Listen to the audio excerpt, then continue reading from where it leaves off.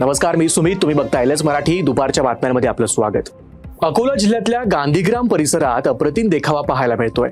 शांत नदी, त्यावर दाट धुक्याची चादर आणि किनाऱ्यावरील झाडांची धुसर आकृती यामुळे गांधीग्राम परिसरात अद्भुत नजारा तयार झालाय.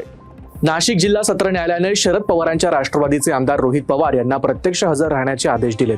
राज्याचे क्रीडा मंत्री माणिकराव कोकाटे यांच्या बदनामी प्रकरणात हा आदेश देण्यात आलाय. काही महिन्यांपूर्वी रोहित पवार यांनी माणिकराव कोकाटे यांचा विधिमंडळात मोबाईलवर रमी खेळतानाचा एक व्हिडिओ सोशल मीडियावर ट्विट केला होता. यावरून कोकाटे यांनी पवार यांच्या विरोधात न्यायालयात धाव घेतली होती. या प्रकरणी पोलिसांनी केलेल्या सखोल चौकशीत कोकाटे यांच्या आरोपांमध्ये तथ्य असल्याचा अहवाल सादर करण्यात आला आहे.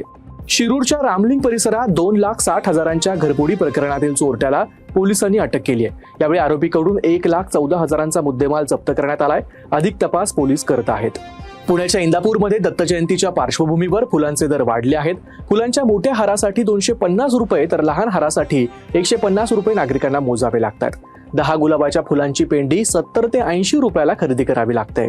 अनैतिक संबंधातून एका व्यक्तीची हत्या झाल्याची घटना घडली आहे. या प्रकरणात पतीने पत्नीच्या प्रियकराला एकांतात बोलवून वाद घातला.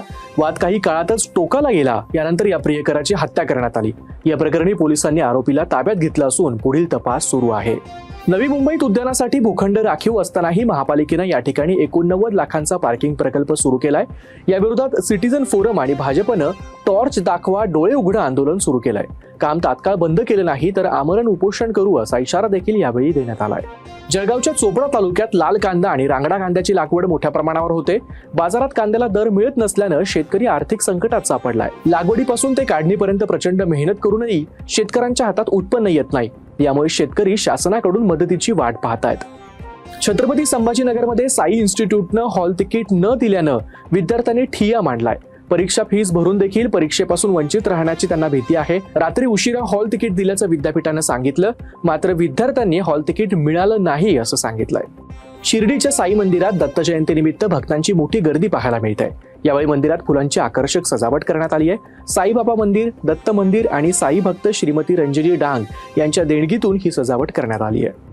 गांधीधाम बेंगळुरू एक्सप्रेसमध्ये 23 तोळं सोनं चोरणाऱ्या टोळीला रेल्वे पोलिसांनी पकडलं आहे. पुणे रेल्वे पोलीस आणि मिरज पोलीस यांच्या संयुक्त कारवाईतून टोळीतील 5 सदस्यांना अटक करण्यात आली आहे.